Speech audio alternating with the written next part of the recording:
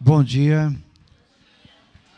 Vamos dar início, então, à nossa aula de hoje. A hora já tá indo embora, né? Está passando. O relógio não ajuda, né? Que ele não para. Então, é bom a gente começar para terminar aí dentro do horário aí, tá bom? Vamos estar orando, então, para a gente poder estar propriamente aí dando o início. Senhor nosso Deus, nós queremos, em primeiro lugar, agradecer, ó Pai, pela Tua bondade sobre as nossas vidas, ó Pai, e a oportunidade de estarmos aqui por esta manhã, Senhor, como igreja, como Teu povo, reunidos. Que o Senhor derrame das Tuas bênçãos, Senhor Deus, sobre as nossas vidas, ó Pai, pois precisamos e necessitamos de todas elas, ó Pai. Nos ajude agora nesse momento, Senhor, que vamos falar um pouco da Tua palavra, daquilo que é propriamente Seu, ó Deus, que o Senhor tem derramado sobre nós. Que o Senhor nos ajude, que Teu Espírito Santo nos dê entendimento e fique na direção daquilo que estamos aqui para realizar. Abençoa também, Senhor, a questão da eleição aí, da votação para o segundo vice, Senhor. Que seja feito segundo a Tua vontade, ó Pai amado. Coloque em nossos corações a Sua direção e a Sua vontade, é o que nós Te pedimos no nome de Jesus. Amém, Senhor. Irmãos, hoje é a aula 13, né? Que é uma aula anterior aí. Semana passada eu não pude estar e o irmão José Carlos, ele acabou dando a aula, que seria 14, né? E hoje, então, nós vamos voltar um pouco aí na aula que era propriamente minha aí, tá? Que vai falar, continuando aí, falando a respeito dos dons espirituais. E hoje é chamado os dons de ministério, tá? É assim, ministério, essa palavra, basicamente, ela tem o sentido de serviço. É uma palavra onde atribui a qualquer operação de serviço dentro do corpo de Cristo. Mas, em específico aqui, vai se falar a respeito de 5 dons, aos quais é ligado diretamente aqui, ou, vamos dizer assim, fica mais visível, né, dentro da igreja, né, até por conta de ser dons assim que, tipo, por exemplo, pastor ou coisa do tipo. Então, é algo que aparece muito aí no nosso meio, então, chamado aqui de dons de ministério, tá? Eu gostaria de ler um texto da Palavra de Deus, onde mostra esses dons, que está em Efésios, capítulo 4, versículos 11 e versículo 12. Efésios 4, 11 e 12. Que diz assim: Ele mesmo deu uns para apóstolos, outros para profetas e outros para evangelistas, e outros para pastores e outros doutores, querendo o aperfeiçoamento dos santos para a obra do ministério, para a edificação do corpo de Cristo. Então, Paulo descreve aqui 5 dons, né? Que ele fala aí que Deus deu, né? Apóstolo, profeta, evangelista, pastores e doutores, ou mestre.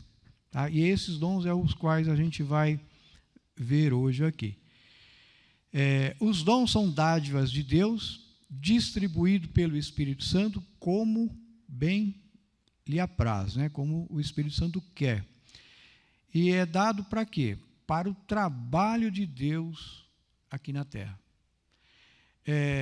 Conversava agora há pouco aí com a Mauri, né, e o José Carlos. Uma das coisas que eu tenho assim com esses estudos e também por esses últimos dias pensado a respeito é justamente nessa questão aí. Os dons foram dados, são capacidades que Deus te deu. Para quê? Para você trabalhar na obra, para você servi-lo, para você poder, enquanto estiver aqui na terra, vivendo aqui neste mundo, como peregrino, como aquele que está de passagem, você desempenhar um papel específico ao qual Deus te chamou. Pensando assim, todos nós temos um ministério dado por Deus. Todos. Não tem ninguém aqui que é crente de verdade que não tenha um ministério dado por Deus. O grande problema que eu vejo hoje, que nós enfrentamos, é justamente assim, a disposição, não é nem disponibilidade, é a disposição da pessoa se colocar para servir a Deus. Muitos não querem, ou não se preocupam com isso. A pessoa se converte, não vou nem dizer que não é convertido, é sim, né?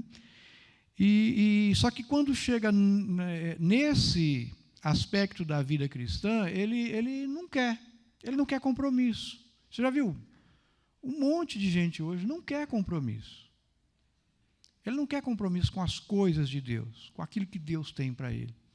E nós precisamos nos atentar. Será que isso vai fazer bem para as nossas vidas?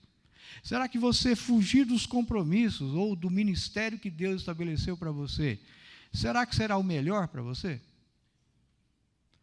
Tem gente que gosta de ficar livre, né? Não quer compromisso. Por quê? Porque ele quer viver a vida dele do jeito que ele quer, do jeito que ele gosta. Mas será que você não vai ter prejuízo depois? Coisa para pensar aí, tá? Porque dons foram dados para isso, não é para guardar, não é para descobrir, que nem nós vamos falar a respeito de alguns aqui. Vamos supor, você tem dom de profeta, para quê? É para só falar, nossa, olha, eu sou profeta, hein? Todo mundo está vendo aí? Sou profeta. É para isso? Não, é para edificar o corpo de Cristo, você tem que pôr isso em prática. Ser evangelista vai fazer a mesma coisa. E tem outros dons aí também, né? Hoje, especificamente, nós vamos falar a respeito desse. Mas vale para todos, vale para todos. Todos nós temos essa incumbência de Deus, de trabalhar na sua obra. Então, não fuja da responsabilidade. Sabe por quê? Porque eu penso assim, tem um texto lá em 1 Coríntios, capítulo 3, que Paulo diz assim, que ele lançou o fundamento, falando com a igreja. E aí ele fala assim, veja qual vai ser o edifício que vocês vão levantar. Porque a obra de vocês pode ser de ouro, de prata, de bronze, de ferro, de madeira ou de palha. Aí ele diz que tudo isso vai passar pelo fogo. E aquele a qual a obra se queimar vai sofrer prejuízo. Aí ele diz assim, não é que não vai ser salvo, vai entrar no céu chamuscando, mas vai entrar com a sua obra toda a zero, queimada. E a gente sabe que tem galardão no céu. Então é bom de prestar atenção, né? Por quê? Porque Jesus falou, olha, ajunta tesouro no céu. Então vamos abrir o olho, vamos prestar atenção aí, por quê? Porque como é que ajunta tesouro no céu? Servindo Ele. Agora, você quer chegar lá sem nada? É hoje, é agora que você vai fazer, não é depois. Bom, é só para um despertar aí, tá? Para a gente pensar a respeito, né? Mas vamos voltar aqui, ó. Você sabe qual o dom que você tem? Você já descobriu aí? Quem aqui sabe o dom? Bastante gente, né? Graças a Deus aí, né? Hoje vamos falar desses 5 dons aí que relata nesse texto, que aparece aí, né, nesse texto de Efésios, chamado dons de ministério. Observação, vale a pena lembrar que todos nós somos ministros de Deus, como eu já disse aqui, e todos nós temos um ministério dado por Ele. Agora, por que é importante sabermos o nosso dom, hein? Por que a gente precisa saber do nosso dom? Para servir melhor, para servir no lugar certo. É isso mesmo. É gente certa, servindo no lugar certo, por razões certas. Vai ficar muito mais fácil. Sabe por quê? Porque assim, não adianta, se você não tem dom, por exemplo, de ensinar, aí eu vou pegar você e vou colocar você aqui, olha, você vai ensinar. O que vai acontecer? Você vai ter um peso sobre as suas costas. Ao invés de fazer as coisas com alegria e espontaneidade, você vai ter você vai chegar aqui desmaiando aqui na igreja. Por quê? Porque você não tem nada a ver, não é teu dom, não é a tua habilidade, não é a tua capacidade. Eu estou dando um exemplo bobo assim, mas Você aplica isso em tudo. Se você não tem aquele dom, não adianta você se meter a fazer aquilo lá. Olha, vamos colocar uma pessoa para liderar um grupo. Você não tem dom de liderança. Vai se tornar um fardo para você desempenhar aquele papel. Percebe? Então, quando você descobre o seu dom, você vai servir a Deus de livre e espontânea vontade e com alegria. Aquilo vai fazer bem para você. Se não está fazendo bem, alguma coisa está errada. Né? Então, dom a gente precisa saber dele para isso, né? Para servir no lugar certo, da maneira certa, por razões certas aí. Tá? Pessoas certas no lugar certo, por razões certas, para que você seja feliz desempenhando um papel ao qual Deus te chamou e não carregue assim um fardo. Existe, agora, né, propriamente dito aqui, nós vamos entrar no primeiro dom, existe hoje aí, ainda, né, o dom de apóstolo? Quem conhece algum apóstolo aí? Eu sei que vocês conhecem. Tem um monte aí, né, que se intitula apóstolo, não é verdade? Mas será que realmente é isso mesmo, né? Ou será que não é mais uma, vamos dizer assim, uma questão de, como que eu poderia dizer? Uma questão assim meramente humana, né? Querer um título a mais aí, né? Porque a gente começa assim, você começa como membro, daqui a pouco você vira diácono, né? Aí daqui a pouco vira presbítero, aí vira pastor, o outro é bispo, aí não tem mais o que ser, o cara inventou aí para ser apóstolo. Agora eu não sei o que vão inventar mais aí para ter um título um pouco maior. Vai ser pai, né? Para ser maior. Dá a impressão que existe uma hierarquia, né? Um é maior que o outro. E não é isso que a Bíblia apresenta. Ao contrário, existe dom mais importante? Não existe dom mais importante, não existe ninguém mais importante que ninguém. Não é porque eu estou aqui na frente que eu sou mais importante do que quem serve, por exemplo, na cozinha. Não existe isso. Para Deus, todos nós somos importantes. Eu me lembro de um livro que eu li do Bill Hybels, que ele chega atrasado em uma igreja onde ele estava sendo convidado para pregar, e ele era o pregador da noite. E ele disse que entrou pelos fundos, assim, para poder não passar no meio do povo, e justamente era onde tinha a ala onde ficava o berçário. Aí tinha uma irmã lá, cabisbaixa, meia quieta, e ele percebeu que ela estava assim, com um semblante bem triste.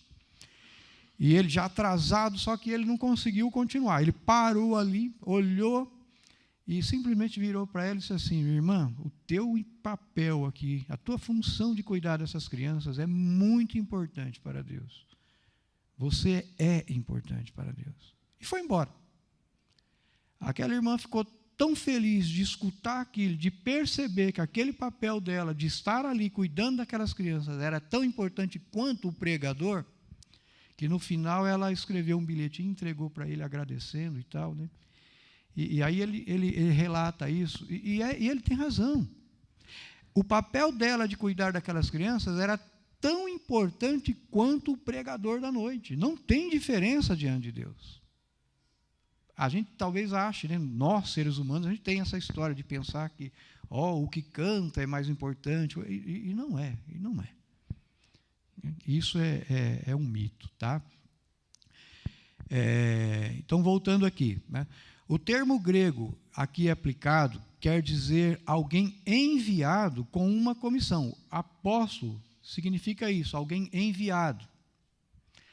Segundo John Stott, tem 3 significados principais no Novo Testamento. Então, apóstolo, ele relata aqui 3 significados. O cristão como enviado. Uma só vez parece que a palavra apóstolo é aplicada a todo cristão individual. Em João 13,16 diz assim: na verdade vos digo, que não é o servo maior que o seu senhor, o enviado maior do que aquele que o enviou. Ou seja, essa palavra enviado, apóstolo, né, que quer dizer isso aí. Assim, todo cristão é tanto servo quanto apóstolo. O verbo apóstele significa enviar, e todos os cristãos são enviados ao mundo como embaixadores e testemunhas de Cristo, não é isso? A Bíblia diz isso, lá em 2 Coríntios 5:20, diz que todos nós somos embaixadores de Deus aqui na terra. Para participar da missão apostólica de toda a igreja, este não pode ser o significado que Paulo fala em Efésios, porque ele fala assim, primeiramente, teve alguns como apóstolos, outros como profetas, né, evangelistas, pastores e mestres. Mas esse é um sentido da palavra apóstolo. É alguém enviado. Então, nesse sentido, todos nós temos essa incumbência aí dada por Deus. Ou poderíamos dizer assim, todos nós somos apóstolos, porque Jesus enviou a todos para essa missão aí. Esse não pode ser o significado de Efésios 4:11, pois nesse sentido todo cristão seria apóstolo. Ou, ao passo que Paulo escreve que Cristo concede apenas uns para serem apóstolos. Então, nesse sentido, né, vai ter diferença. A gente vai ver aqui que na Bíblia tem outros sentidos aí, ao qual nós vamos chegar mais próximo dentro desse texto aí. Outro sentido é mensageiros enviados. A palavra é usada por Paulo pelo menos 2 vezes para descrever apóstolo das igrejas em 2 Coríntios 8:23 e Filipenses 2:25. Nesse caso, são mensageiros enviados por uma igreja como missionário ou com alguma incumbência. Outro caso aqui são testemunhas oculares, tá? Aí você vai entender aí como que é essa questão de apóstolo nos dias de hoje. O apóstolo de Cristo eram testemunhas oculares do Senhor ressurreto. O dom do apostolado, tão em destaque aqui, como também em 1 Coríntios 12:28, primeiramente apóstolo, que é o que ele se refere, deve referir-se aos apóstolos de Cristo em grupo pequeno e distinto, que consistia nos 12, inclusive Matias, que foi o sucessor lá de Judas, né? Na sequência. Paulo e Tiago, irmão do Senhor, que está lá em Gálatas registrado, né? 1:19, ao qual Paulo fala a respeito disso. Eles foram escolhidos e autorizados por Jesus. Tinham de ser testemunhas oculares do Senhor ressurreto. Ou seja, para ser apóstolo, uma das condições era alguém que tinha visto Jesus. Aí eu pergunto, será que os apóstolos de hoje viram Jesus?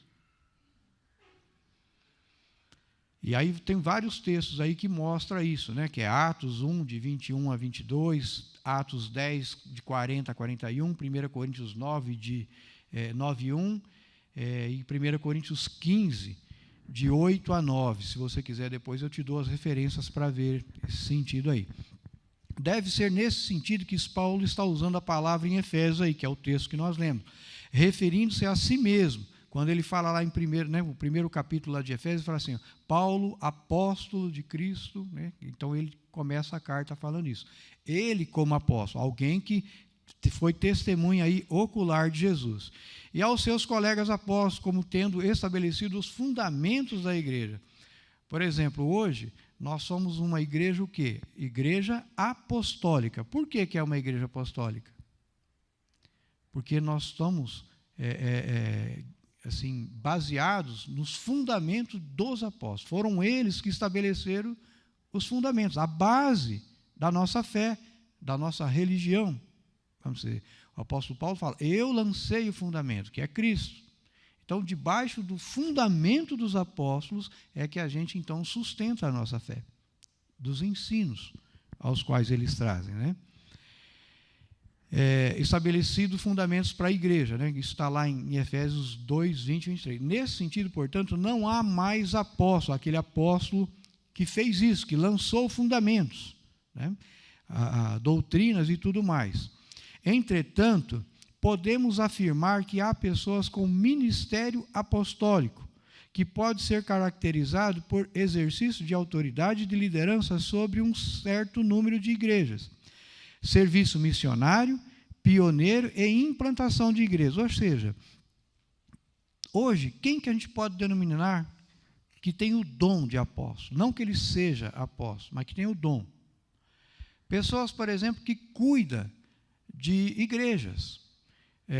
No nosso caso, que é a Igreja Batista, nós não temos essa questão aí, né, ministerial, assim, onde existe um pastor que cuida de todas as igrejas, que nem no caso, por exemplo, da Igreja Assembleia de Deus.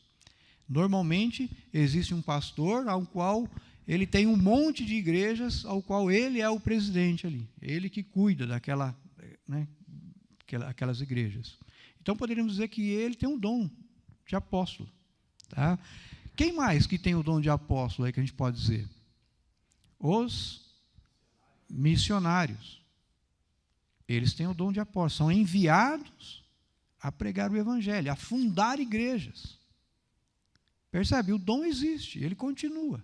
Nesse sentido, ele ainda continua existindo, que é o que Paulo fala que Deus deu para a igreja. Tá? Implantações, por exemplo, tem um país aí que não tem igreja, ou uma região que não tem, aí alguém vai lá e implanta uma igreja lá. Isso é o dom do apostolado aí, nos nossos dias de hoje. Tá? É dom, não é título. Tem muita diferença. Hoje a turma está querendo o título, né? Mas o dom, ele existe. Tá? Tudo bem até aí? Alguém quer falar alguma coisa? Tranquilo? Agora, vamos falar a respeito do dom de profeta. O que é um profeta aí? Existe profeta nos nossos dias? O que você tem aí como entendimento de dom de profeta, hein? Ou melhor, vamos fazer uma pergunta um pouco diferenciada. Aqui na igreja tem profeta? Não? E agora, hein? Não tem.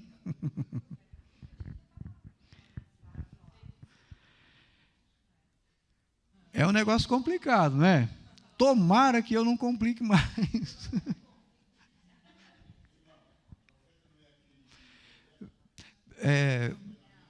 Espera aí, meu irmão. Cadê o microfone? Está aí? Por favor, Zaqueu. Alguém quiser falar, aí fale no microfone para todos estarem ouvindo. Eu entendo como profeta aquele irmão que tem o dom de revelação. Então ele fala, Deus disse para mim dizer a você que vai acontecer isso e aquilo outro. Deus mandou falar com você. Presta atenção. Acho que é o dom de profeta. Esse seria o profeta aí, irmão, aquele que... Sim. Então, para mim, o profeta é você, por exemplo, que está aí transmitindo a palavra do Senhor para nós. Então, esse é o profeta. E aí, hein? José Carlos lá. Bom, Paulo, eu vejo aquele que tem o dom de profeta é justamente aquele que procura exortar, no caso, vamos supor, a igreja ou o indivíduo, como o irmão falou, a retornar novamente para os caminhos do Senhor.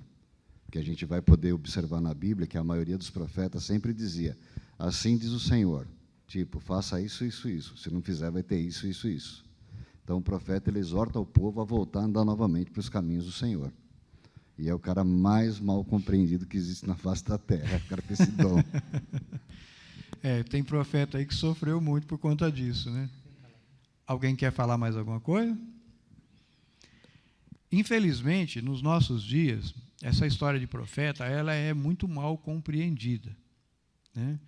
Porque tem tudo isso, como o irmão falou lá, né? Dá essa impressão de que o profeta é aquele que revela a vida do outro, né? Ou que seja agora, ou que seja futura, ou que seja, né? E assim por diante. Tomara que a gente consiga aqui dar uma desmistificada em tudo isso, né? E que você possa compreender um pouco melhor a respeito dessa questão de que é realmente ser profeta, ou o que é, né? De fato, uma questão profética aí. Por quê? É importante? É muito importante para a igreja. Tá? O apóstolo Paulo ainda fala assim, olha, eu gostaria que todos vocês profetizassem, porque é melhor do que qualquer outra coisa, do que ficar falando em língua, do que isso, do que aquilo. Paulo falou, a profecia, ela edifica a vida dos demais. Olha, então já começa por aí, né? Se não está edificando, não tem nada a ver com o profeta. Né? Eu chegar aqui e dizer para a Catarina, ó, Catarina, Deus está me revelando aqui que você, né, vai ficar rica.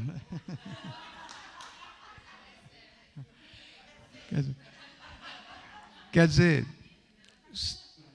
em relação à vida dela, isso vai edificar a vida dela? Ela pode ficar um pouco melhor aí, né, de questão de grana e tudo mais, né? Mas em questão de vida, de pessoa, não está edificando nada. Né? Então, esse tipo de profecia, na verdade, ela não é, né, ela não vem da parte de Deus. Né? E a gente precisa tomar cuidado com isso, porque o que acontece? Esse dom de profeta, ele é um problema, porque da mesma forma que o apóstolo, né, a turma que é o título para assim, se achar um pouco melhor ou maior do que os demais, o profeta também, às vezes, ele gosta de querer valorizar as pessoas, né? Não é nem o profeta, eles gostam de valorizar esse tipo de coisa para dizer assim, olha, eu sou espiritual aí, está vendo? Deus me usa. Né? E é complicado isso aí. O ser humano tem uma tendência de querer ser aquilo que ele não é, né? E é ao contrário, né? O apóstolo, a Bíblia diz assim, Jesus falou assim, que o maior no reino do céu, quem que é? É o menor. Olha só, o menor é maior. Eu acho interessante isso. Sabe por quê? Porque qualquer um pode ser grande no reino de Deus. Não precisa, porque às vezes você acha assim, nossa, grande é o pastor, né? Olha, ele estudou, fez faculdade, ele fala isso, ele é aquilo. Nossa, o pastor é maravilhoso, que coisa. Aí, a pessoa mais simples que existe dentro da igreja pode ser maior que ele. Jesus falou assim, aquele que serve é maior no reino dos céus. E ele compara até a João Batista, né? Olha, nascido de mulher não tem ninguém, não apareceu ninguém até hoje aí, mas aquele que serve é maior que João Batista. Então você pode ser grande no reino de Deus, se você se colocar nessa posição de servo, se você procurar ser servo. E servo é o quê? É aquele humilde, ele não quer, ele não almeja título, ele almeja o quê? Simplesmente servir. E quando eu falo isso, irmãos, alguns não vão saber, não, né, porque talvez não conheceu, mas eu lembro muito da irmã Mona. A irmã Mona, a gente via esse tipo de atitude nela, não vou nem falar de dom, esse tipo de atitude. Ela era uma serva do Senhor. Ela não importava, ela queria servir. Ela queria ver todo mundo bem, ela estava ali procurando fazer as coisas da melhor maneira possível, com simplicidade, nunca quis título, nunca almejou posição. Né? Estou dando um exemplo dela, não que hoje não tenha, tá? Hoje eu também tenho, tem muita gente aqui que eu admiro muito. Né? Mas que a gente lembra dela, né? E toda vez a gente fala assim com muito carinho. Então, ela realmente fazia esse papel aí. Tá? Então, diante de Deus, ela é grande no reino dos céus. Tá? Então, se você quiser ser grande aí no reino de Deus, procura ser servo, procura servir a Deus aí, né? Que você vai ver aí que você vai ser maior que os profetas aí, que ele que fica revelando aí, né, meu irmão?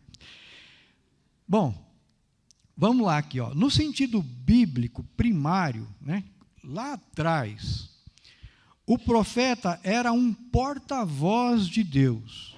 Em Jeremias 23:16, diz assim, ó, assim diz o Senhor dos Exércitos, não deis ouvidos às palavras dos profetas que entre vós profetizam. Ensinam-vos vaidades e falam da visão do seu coração, e não da boca de Deus. Olha, um profeta está profetizando em nome de Deus que havia profeta que não estava falando pela boca de Deus. Isso já lá no Velho Testamento. Então, lá no início, o profeta, ele era esse porta-voz de Deus.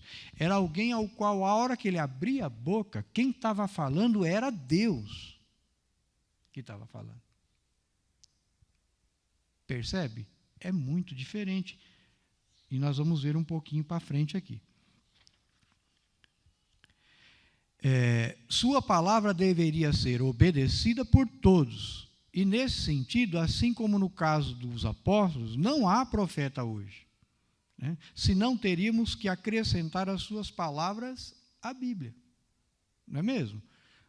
Por exemplo, você pega lá Eliseu, Elias, tudo aquilo que aconteceu, aquilo que eles falaram, pode ver que era registrado e virou a Bíblia, virou a palavra de Deus, que hoje a gente estuda e lê ali para aprender, né, a respeito de como é Deus, o que Deus realmente quer, qual é o seu plano. O Isaías, né, profetizou tanto em tempo que ele vivia, quanto também em tempo futuro. Isaías fez uma das maiores profecias a respeito do Messias, né? Daniel profetiza até o final dos tempos, que ainda nós não vivemos. Agora, se eu chegasse aqui e dissesse, olha, Deus está, eis assim que diz o Senhor, né? Olha, vai e fala alguma coisa aqui, como é que você iria receber essa palavra? Aí nós íamos escrever na Bíblia, lá, o que eu disse que Deus falou. Não pode. A não ser, e a gente vai ver um pouco para frente aqui, que é assim, tem que ter coerência com a Bíblia, porque a Bíblia é a palavra de Deus hoje. Não tem mais palavra de Deus fora da Bíblia. Tudo aquilo que for falado, tudo aquilo que for assim, colocado como verdade, que não tiver na palavra de Deus, não acrediteis. O apóstolo Paulo fala isso.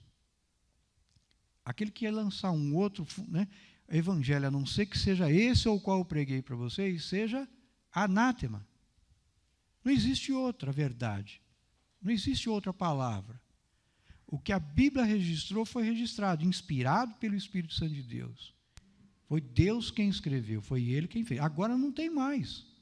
Esse tipo de profeta não existe mais.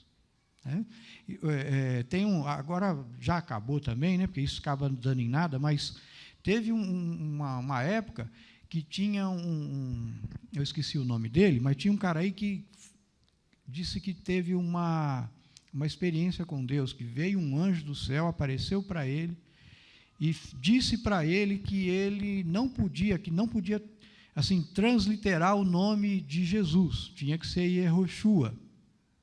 Então eles cantavam aquela música, a alegria está no coração de quem já conhece Yehoshua. Né? Por quê? Porque não se pode transliterar o nome. E aí ele fundou uma igreja e começou a pregar essas coisas aí, que não podia, que Deus tinha aparecido para ele, falado para ele, né, que aquilo ali estava errado. E ele deve ter tido, meu irmão, uma experiência muito, muito forte nesse sentido aí. Com certeza ele deve ter tido uma experiência assim. Agora eu pergunto para vocês, lá no teu quarto, se aparecesse algo assim, um clarão de luz, e alguém aparecesse lá, todo de branco, e falasse para você alguma coisa nesse sentido, você acreditaria? Eu conheci uma vizinha minha lá, disse que o anjo Gabriel apareceu para ela, inclusive o menino que nasceu, que ela estava grávida, ela pôs o nome de Gabriel, porque o Gabriel falou com ela. Você conhece? Aí eu pergunto, sabe o que o apóstolo Paulo falou? Que o diabo se vestiria de anjo de luz para enganar, se possível, os escolhidos. Então você não pode, só porque teve uma experiência sobrenatural, vamos chamar assim, né? Não é por causa disso que você vai acreditar naquilo que falou ali, ou que em sonho, seja lá da forma qual for, você entendeu? Não é por isso. O que você vai ter que fazer para saber se aquilo é verdade ou não? A Bíblia. Você tem que pegar a Bíblia e ver se o que ele está falando tem coerência com a palavra de Deus. Se não, esquece. Teve só para citar mais um exemplo aqui, né? Aí depois o irmão José Carlos vai falar, passou no jornal, uma mulher casada, que Deus falou com ela que ela tinha que ter um filho do pastor. Aí o pastor estava buscando na Bíblia uma palavra de autorização para ver se poderia fazer esse negócio. Eu falei, meu Deus do céu. Né? E ele achou. Errado, mas achou. Ele pegou um texto lá em, acho que é Oséias ou Amós, não me lembro direito lá, acho que é Oséias, né? Vai, né? Sai da... e adultera, né? Quer dizer, tinha um acento, é adúltera, né? Não adultera, né? E ele achando que Deus estava falando com ele lá que podia acontecer o negócio. Quer dizer, é um negócio absurdo, mas olha só a que níveis a gente chega, né? São experiências que as pessoas vão trazendo. Por favor, o irmão José Carlos. Só para agregar um pouco em cima disso que você está falando, Paulo, eu tive uma experiência na Ford, né? Então, eu trabalhava à noite, você tinha adicional de 30%, e de uma hora para outra o encarregado virou e falou assim, cara, você vai para o dia. E eu não queria ir para o dia, porque eu não queria perder os 30%. Né? Era uma grana a mais, vamos dizer assim. E quando eu avistei o encarregado geral vindo lá, eu já fui maquinando na minha cabeça. Eu era novo na fé ainda, né? Vou dizer que eu não posso, tal. Quando estava descendo, um irmão em Cristo me pegou e falou, onde você vai? Eu falei, não, eu vou conversar com fulano, mas não falei qual era o assunto. Ele deixou bem claro para mim, falou, olha, eu estou entendendo de Deus que é para você agora ficar quieto e aceitar tudo que te colocarem. Aí eu parei, está entendendo? Fui para o dia. Foram os melhores anos da minha vida, porque eu pude aproveitar melhor a minha família. E, por incrível que pareça, na situação financeira não faltou absolutamente nada. Você entendeu? Então, eu acredito nesse tipo de toque, que Deus usa pessoas para te dar um toque, mas com relação àquilo que você está vivendo. Porque Deus sabe também o que é melhor para você. O cara não chegou, já Deus está me revelando que você vai para o dia, vai ficar aí e falou, Deus só está dizendo para você se submeter a tudo que te colocarem. E foi os melhores anos da minha vida, cara. Então, nós vamos chegar lá, né? O José Carlos já deu um exemplo aí, e a gente pode se dizer o seguinte, esse cara, ele foi usado por Deus como um profeta, para te falar, não é verdade? E é verdade, gente, não é que não tem profeta sim. E hoje, aqui na igreja tem profeta. E nós vamos ver aí, né? Deixa correr um pouco aqui, e a gente talvez vai ficar um pouco mais claro. Paulo, deixa eu falar só uma coisa. Eu conheci um rapaz, e hoje ele tem a minha idade mais ou menos também, né?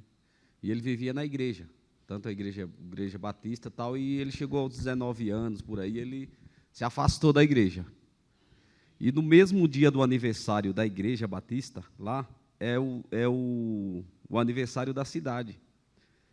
E aconteceu,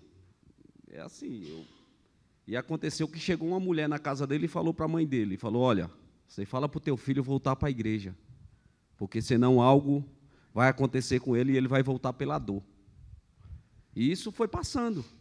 E quando chegou esse dia da festa da igreja e da festa da cidade, a mãe se arrumando para ir para a igreja e ele se arrumando para ir para a festa da cidade. E ele saiu de casa. Na hora que ele virou a rua para... Tipo, ele andou como daqui, ali na rua da Maria Catarina ali. Ele recebeu 3 tiros. Nossa. E hoje, até hoje, ele está na cadeira de roda e está na igreja. Então, assim, sabe, o que é? Foi profecia, não foi? Sabe, eu sei que, assim, eu conheço ele, sabe, a mãe dele é uma pessoa séria, dentro de igreja também, e eu conheço esse caos aí, essa experiência aí, entendeu? Então, aí surge uma pergunta também aí, né, no meio de tudo isso, né? Quem é que profetiza? É só quem tem o dom de profeta? Acho que não.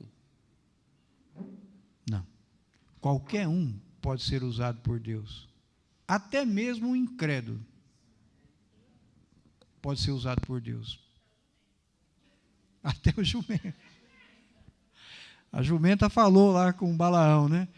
É isso mesmo, irmão, sabe? Qualquer um, não é, tem o dom, tá? Porque tem, né? E é importante?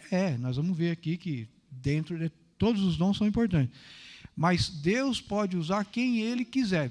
E veja, às vezes a gente está falando, né, como o irmão falou a respeito da questão da revelação, né? Que a turma fala, Deus está me revelando. Eu vou dizer uma coisa para os irmãos. Não é aqui que nós estamos colocando Deus numa caixinha, não, tá? Deus faz o que Ele quiser. Tá bom? Então, que fique bem claro. Nós estamos vendo aqui como se procede, assim, uma forma natural, normal do que ocorre. Mas Deus faz o que Ele bem entender. Se Ele quiser revelar, se Ele quiser... Irmão, quem somos nós para falar, não, que Deus não pode fazer assim ou deixa de fazer assim? Não pode fazer nada. Se Deus colocou a jumenta para falar, né, irmão, pode fazer o que Ele bem entender. Agora, é claro, a gente precisa tomar cuidado, e a gente vai ver aqui, você também precisa ser esperto para quê? Para julgar a profecia, para prestar atenção, né? Principalmente para não ir atrás de qualquer coisa, entendeu? Se Deus quiser revelar a sua vida, aí, sei lá, Ele não pode fazer? Pode. Aí é uma questão sei lá qual que é o interesse dele, qual que é o propósito disso.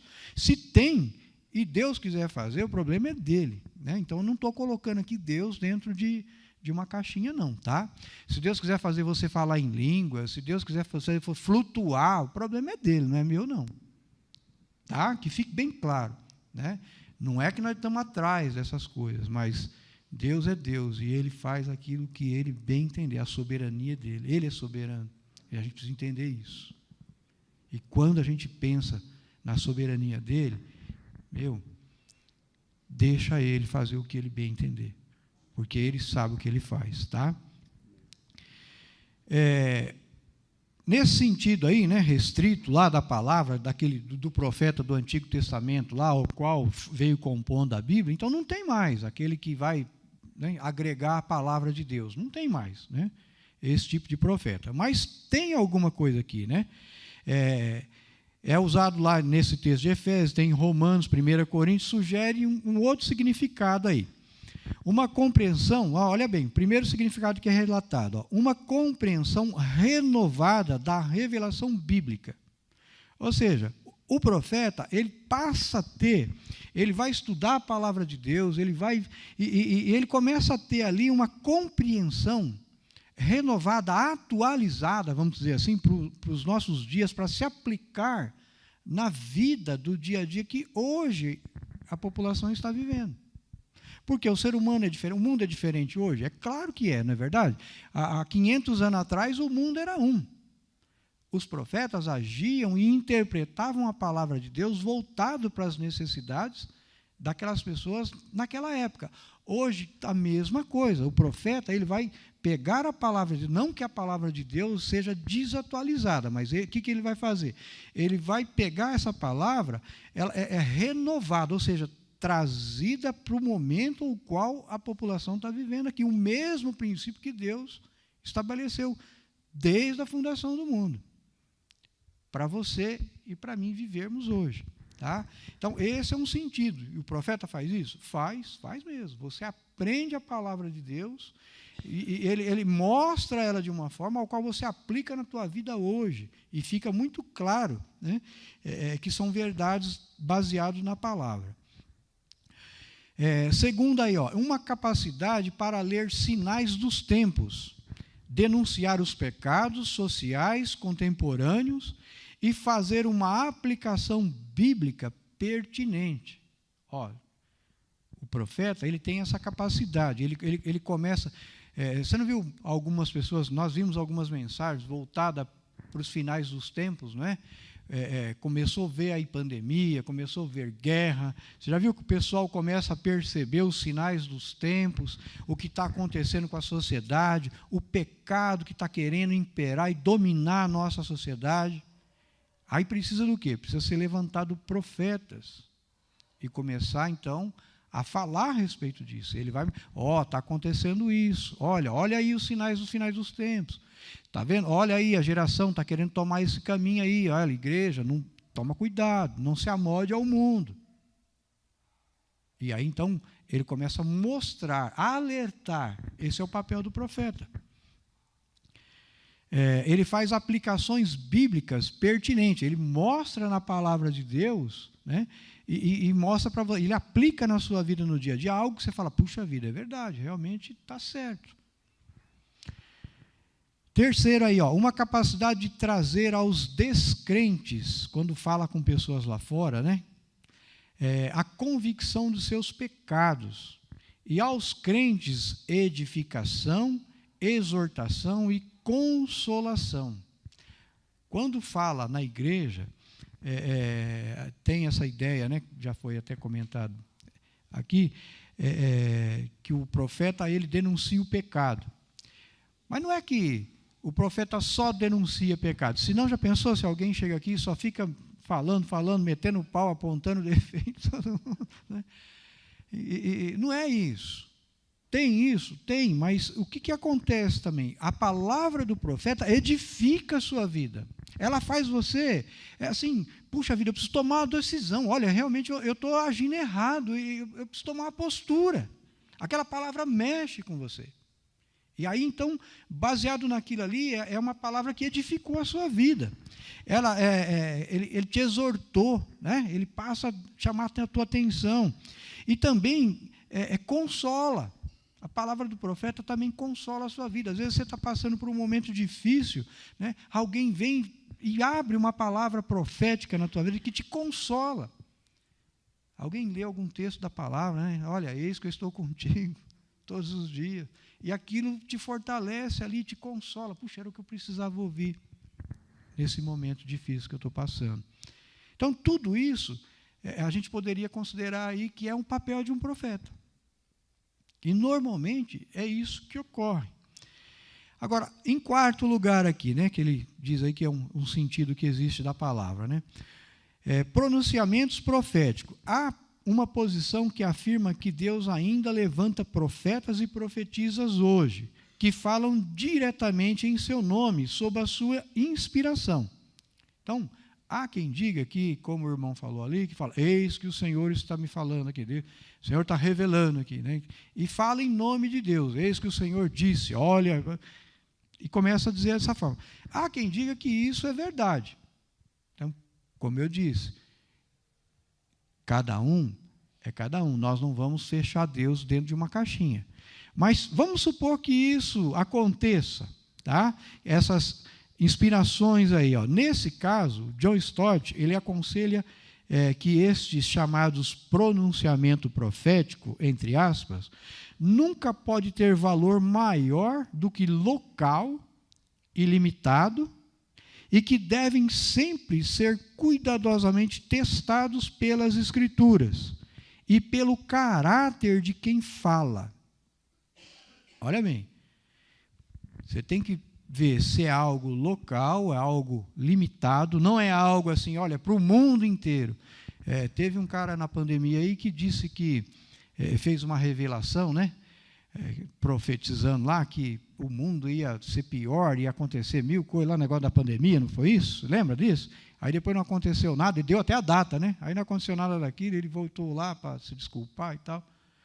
Teve no passado gente que fez isso. Por exemplo, Ellen White, que era da Igreja Adventista, profetizou que Jesus voltaria em 1914. Aí Jesus não voltou. Ele não voltou, aí ela disse assim, não, ele saiu do lugar santo, passou para o lugar santíssimo. Foi uma desculpa que ela deu na época, né? Por quê? Porque a profecia dela caiu por terra. Então, esse tipo de profecia está aí, tem mesmo, né? Então, o que a gente precisa fazer? Primeiro, assim, pode até ter, mas é local, é alguma coisa daqui da igreja. Sabe por quê? Porque, normalmente, o profeta, ele sente o que está acontecendo no ambiente. Ele tem uma percepção dada por Deus, diferente, vamos dizer assim, dos demais ou de todos, que ele consegue perceber, puxa vida, a igreja está tomando um rumo errado. Irmãos, olha, a gente precisa prestar atenção nisso, olha, precisa... Você percebe? Então, é algo local. Aí você pode falar, puxa vida, realmente Deus está falando, está exortando a igreja aí, né? E outra coisa é para ver se está de acordo com as Escrituras. Se não tiver, esquece, né? E isso precisa ser testado. E também o caráter de quem está sendo falado. Por quê? Porque como que Deus vai falar através de uma pessoa que leva a vida assim, sem mais, sem menos? Não quer dizer que seja santo, perfeito, não é isso, né? Mas que tenha, no mínimo, né, assim, um comportamento, um testemunho onde você fala, não, realmente ele condiz aí com as Escrituras, como um cristão, como uma pessoa que professa aí o nome do Senhor. Tudo isso a gente precisa fazer. E isso você vai ver lá em 1 Coríntios 14, 29 a 37, e tem também em Tessalonicenses, né, 5, 20 a 22, Paulo fala assim, ó, não desprezeis as profecias. Não é para você desprezar. Então, vamos largar isso para lá, vamos ficar só com a Bíblia. Não é isso. Ele fala, examinai tudo e retende o que é bom, ou o que é bom, o que é bem, né? Na sua igreja, tem profeta? E agora? E como que você encara essa questão do profeta aí dentro da tua igreja, hein? É só para você pensar um pouco aí, tá? Agora, vamos falar um pouco a respeito do dom do evangelista, né? Para ver se a gente consegue finalizar aí. O termo evangelista vem de uma palavra grega que significa aquele que anuncia boas notícias. Tomando o apóstolo Paulo como exemplo de evangelista, este dom parece ser assim caracterizado. Primeiro, compaixão pelos perdidos. Olha aí, quem é aqui que tem compaixão aí, que sente amor pelas almas perdidas, hein? Aí prestando atenção aí, tá? 1 Coríntios 9,16 mostra isso. Segundo aí, facilidade e espontaneidade na abordagem de pessoas. Ele tem facilidade para abordar as pessoas, para falar com as pessoas. Terceiro, resultado extraordinário como fruto da pregação. Ou seja, você vai ver que quando ele sai por aí conversando com as pessoas prestam atenção e as pessoas se convertem, dão o devido crédito à palavra dele. Esse é o evangelista, é o que tem o dom de evangelizar. Agora eu pergunto para você, quem é que deve evangelizar? É só quem tem o dom? Essa é uma incumbência de todos nós, né? Talvez você não saiba falar como se coloca aqui, né? Que é alguém que tem espontaneidade, tem facilidade para comunicar com as pessoas as boas novas, né? Mas você pode arrumar outros métodos para poder estar falando, né? A irmã Olga, ela entrega os panfletos, né? Está ali, fazendo o papel de evangelista. E tem tantas outras formas da gente convidando. Tem a pessoa que não sabe falar, mas ele convida para ir para a igreja. Lá na igreja tem um evento lá hoje, você não quer vir lá na minha igreja? Olha, vamos comigo. Você está evangelizando. Você está, de alguma forma, cumprindo esse papel aí. Quero lembrar de testificar que Cristo... Quero lembrar que testificar de Cristo é obrigação de todo cristão, uma vez que recebemos o poder do Espírito Santo para testemunhar do Evangelho. Não é isso que Atos 1:8 fala? Né? Recebereis poder ao descer sobre vós o Espírito Santo para ser testemunha. Então, todo mundo tem. A hora que o Espírito Santo veio sobre a sua vida, agora, então, você tem esse poder aí e pode, e tem como você testemunhar de Cristo. Você conhece alguém com esse dom específico aí de evangelista?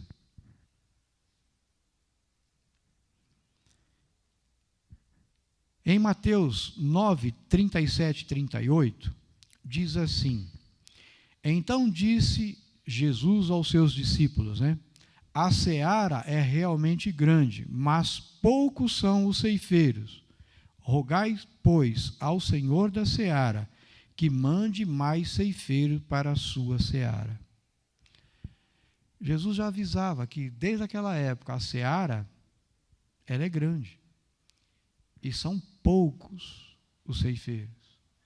Aí Jesus fala assim, ore, rogai, para que Deus mande mais ceifeiros para a sua seara. Que tal orarmos por isso? Para que Deus faça isso no nosso meio, hein? Vamos orar? Senhor nosso Deus, nós queremos, ó Pai, mediante a tudo isso que viemos falando, ó Pai, principalmente agora, Senhor Deus, nessa história de pronunciar, testemunhar, evangelizar, enfim, Pai, e proclamar a Tua salvação, ó Deus amado. Nós queremos rogar ao Senhor, ó Deus, que o Senhor levante mais e mais pessoas entre nós, ó Deus, e derrame do Teu poder sobre as nossas vidas, para podermos cumprir esse papel, Senhor Deus, de anunciar a Tua boas novas, ó Pai amado, aquele que está perdido, ó Pai amado, anunciar o Teu caminho, e que Teu Espírito Santo, ó Deus amado, possa fazer frutificar o nosso trabalho nesse sentido, Pai. Levanta mais ceifeiros entre nós, ó Pai, para poder colher a tua seara. É o que nós te rogamos no nome de Jesus. Amém, Senhor. Irmão, falta só 2 aqui. Vamos finalizar rapidinho, a gente já termina, tá? O dom de pastor.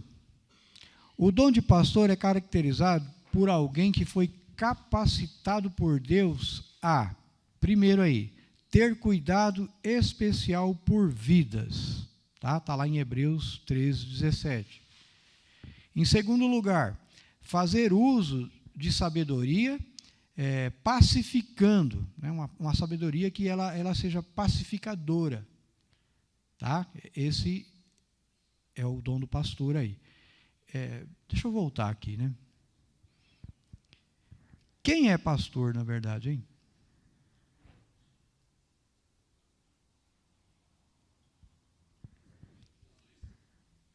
Opa, vamos chegar lá, né? Jesus, ele fala, eu sou o bom pastor, né?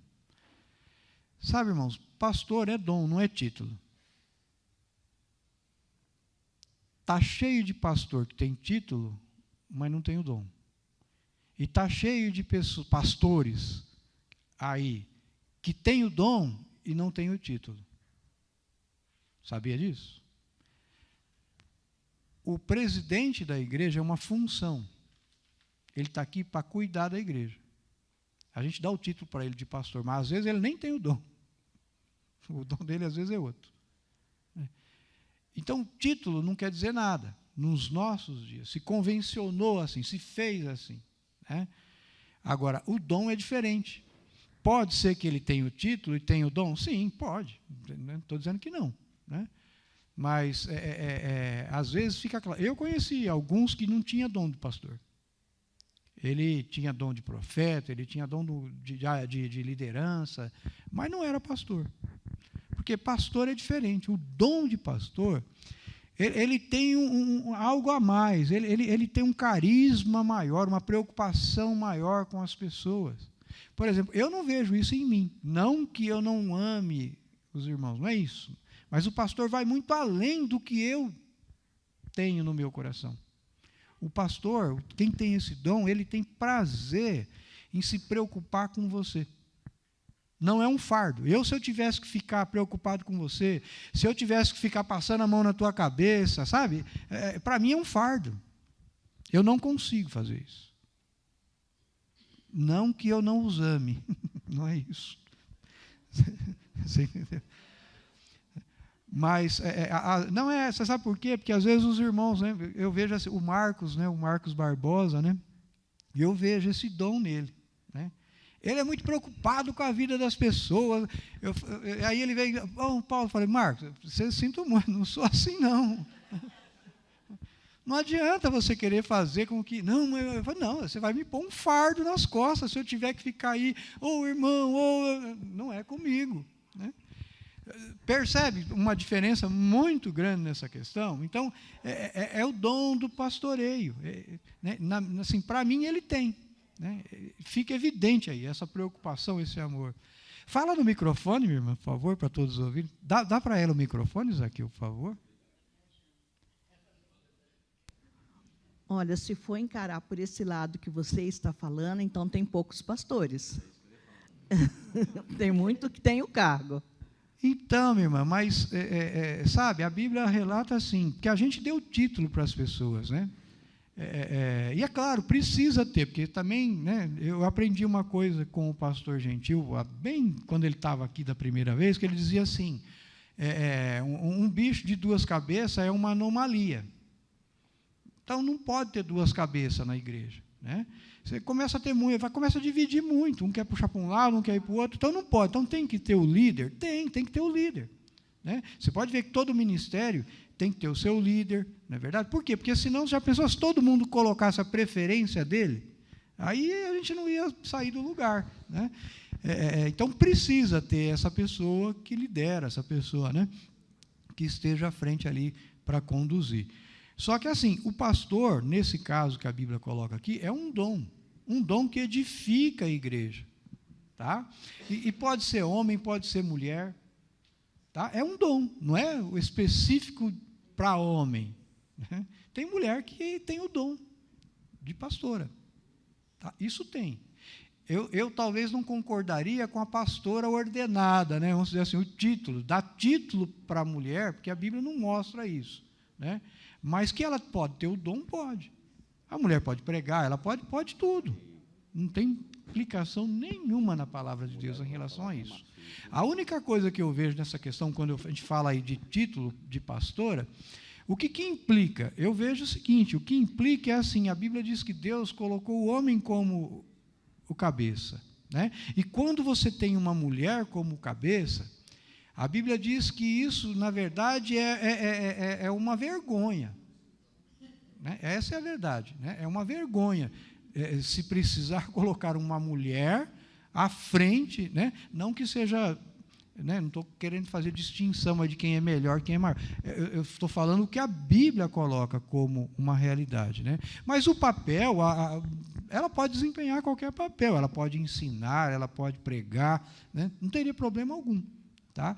Ela poderia até ser a líder, não teria problema, só que seria uma vergonha para os homens aí, não ter ninguém aí capacitado aí para poder estar realizando esse papel, entendeu? Agora, infelizmente, irmã, é assim, é um dom, vamos pedir para Deus, né? Senhor, manda mais pastor aqui entre nós, né? E assim vai. Infelizmente, eu não tenho esse dom, né? Eu já vi que eu não tenho, né? Porque, assim, por mais que a gente ame, eu não tenho esse negócio de ficar, né, assim, preocupado com as pessoas, e não é muito comigo, não. E, Paulo, é o seguinte, eu acho também que está faltando cajado na mão dos pastores, porque também tem muitas ovelhas aí que precisam de umas cajazadas. Umas cacetadas. Eu sou um deles, então eu acho que também está faltando cajado na mão dos pastores, entendeu? Aí depende, né? Que é assim, dizem que o cajado tinha normalmente ele era curvado, né? E é assim, a turma acha que o cajado é só para dar na cabeça da ovelha, né? Às vezes a ovelha estava encalhada lá, o pastor usava o cajado para ajudar ela a sair daquele buraco, né? Então, tem esse detalhe também.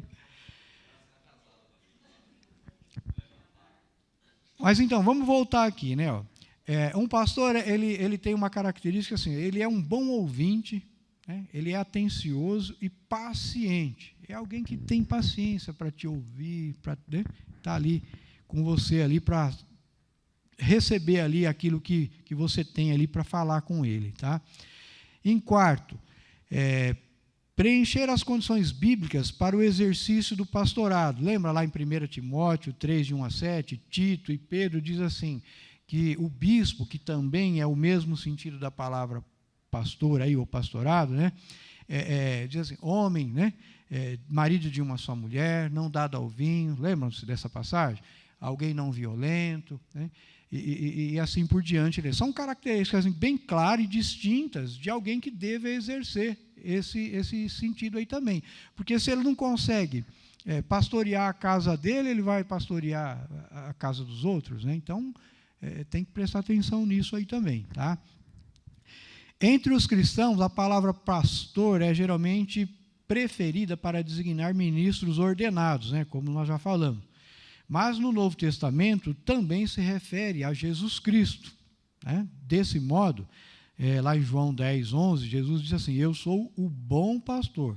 O bom pastor dá a sua vida pelas ovelhas. Sendo assim, ele é o supremo pastor, enquanto os demais são seus subpastores. Um pastor auxiliar de Jesus Cristo. Dentre nós, deve haver essas pessoas que têm esse dom, e ele vai exercer isso como um auxiliar de Jesus. Da mesma forma que Jesus cuidou do seu rebanho, e tem cuidado, né? Essas pessoas vão aí ser um auxiliar aí, cuidando nos dias de hoje aí, do rebanho de Cristo. Tá? Um pastor que vive aí nesse sentido. Você conhece alguém com esse dom? Né? Uma perguntinha aí, nós já até citamos alguém aqui, né? E o último aqui agora, para a gente encerrar, como nós vamos ficar, né, já é um pouquinho avançado aí, mas como nós vamos ficar até às 11 mesmo, né? O dom de mestre. Tá? Embora todo pastor deva ser mestre, nem todo mestre cristão é pastor. Veja, dizem que todo pastor ele precisa ter o dom de ensino. Ele precisa saber ensinar. E é verdade, né? Já pensou um pastor que não sabe ensinar os seus liderados aí? Fica difícil ele assumir esse cargo, né? Mas só que nem todo mestre é pastor. Tem mestre aí, no meio da congregação, né? Por quê? Porque ele tem um dom de ensino, tá? Quando fala mestre, dá a impressão que é uma pessoa importante, né? Mas nada mais menos que é aquele que ensina, tá? É aquele que consegue aí desempenhar, estuda um pouquinho mais, tal, e consegue trazer para você as verdades da palavra de Deus, né? De uma forma ao qual você aprende, né? Todos esses dons que estamos vendo têm relação com o ensino. A palavra grega para mestre significa instrutor. É alguém que instrui a pessoa a viver. Todo mundo que faz esse papel de instruir, ele está exercendo aí um papel de ensino, de mestre. Você já viu pessoas dando conselho, né, principalmente as mulheres aí, né? Chega na mais nova, a Bíblia fala isso para fazer. As mais velhas ensinem as mais novas, né, como deve amar o seu marido, como deve ser na sua casa lá. Eu já vi muitos relatos, testemunhos de irmãs, olha, a pessoa me ensinou isso, me ensinou aquilo. É isso. Ela tem um dom que nem vem aqui para ensinar na escola bíblica, né, mas está ensinando.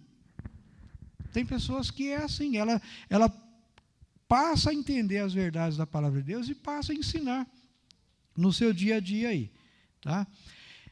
Então, o significado de instrutor, depois que a pessoa se converte, ela precisa ser ensinada, não é isso que a Bíblia fala? Como Jesus mandou lá em Mateus 28, né? Ensinando a guardar tudo o que vos tenho mandado, né? Deixa eu ver. Segundo Billy Graham, ensinar é simplesmente uma capacidade de firmar na vida dos cristãos o conhecimento da palavra de Deus e a sua aplicação em seu pensar e agir, com o objetivo de que sejamos conforme a imagem de Jesus Cristo. Olha, então ensinar é isso. É essa capacidade de fazer os cristãos aí a conhecer a palavra de Deus e aplicar na sua vida aí, e no seu pensar e no seu agir.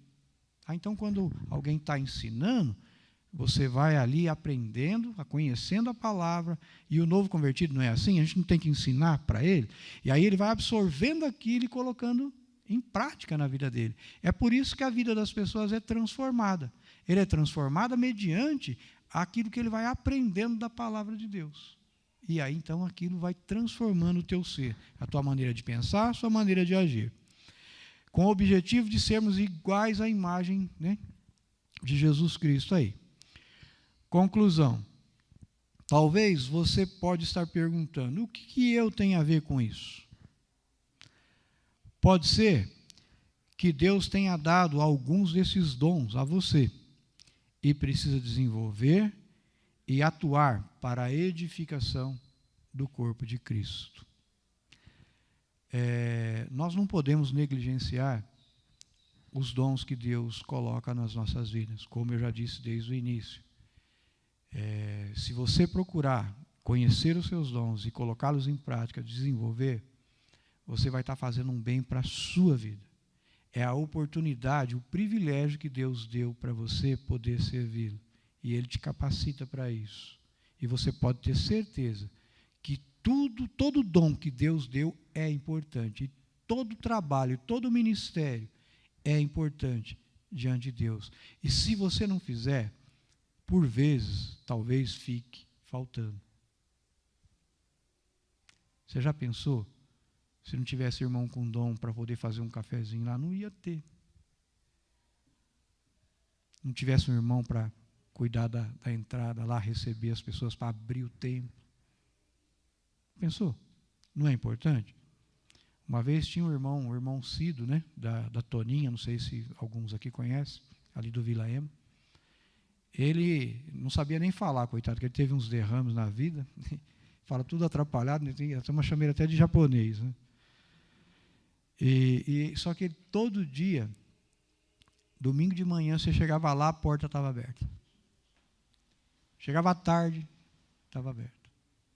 Ele era o porteiro, eu chamava ele de porteiro, é o porteiro da igreja, né?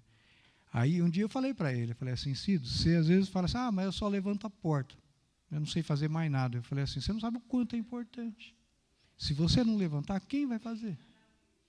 Talvez vai faltar alguém para fazer esse papel aí. Então, é importantíssimo no corpo de Cristo. E eu me lembro que aí ele ficou até feliz de escutar isso. E é verdade, não é que eu falei isso só para massagear o ego dele, não, né?